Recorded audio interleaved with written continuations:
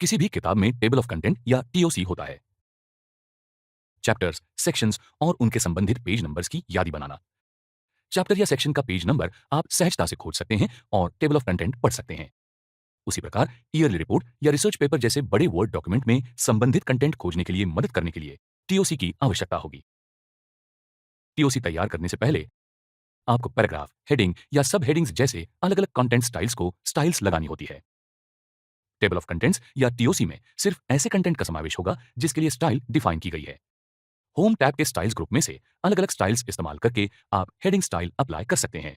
आपको सभी कंटेंट प्रकार के लिए स्टाइल अप्लाई करना जरूरी है। इस डॉक्यूमेंट में पहले ही अलग अलग हेडिंग्स पर और पैराग्राफ्स पर स्टाइल अप्लाई की गई है। अब हम टीओसी इंसर्ट करते हैं। डॉक्यूमेंट की शुरुआत में आवश्यक जगह पर कर्सर रखिए, रेफरेंस टैब पर जाइए और फिर table of contents down arrow पर क्लिक कीजिए। बिल्ट इन स्टाइल्स चुनिए। अब ये देखिए, आपके डॉक्यूमेंट के लिए टीओसी तैयार है। अब आप आपकी जरूरत अनुसार ये टीओसी फॉर्मेट कर सकते हैं। उदाहरणार्थ, यहां हम फॉन्ट कलर बदल के सफेद करेंगे, जिससे वो बाकी डॉक्यूमेंट की स्टाइल से मिल जाएगा। अब आप टीओसी फॉलो करके डॉक्यूमेंट के किसी भी हिस्से में जा सकते हैं। जब आप टीओसी पर कर्सर रखते हैं, तब आपको एक टिप दिखती है। टिप फॉलो कीजिए और कीबोर्ड पर कंट्रोल की प्रेस एंड होल्ड कीजिए। फिर हेडिंग पर क्लिक कीजिए। वर्ड आपको संबंधित कंटेंट की तरफ ले जाता है। ये इंटरेस्टिंग है ना? टेबल ऑफ कंटेंट्स मेन्यू में से टेबल मैनुअल टेबल ऑप्शन इस्तेमाल करके मैन्युअली टीओसी बनाने का ऑप्शन भी वर्ड आपको देता है। आप office.com में से ज्यादा टेबल ऑफ कंटेंट्स का इस्तेमाल करके एडिशनल टीओसी स्टाइल्स देख सकते हैं।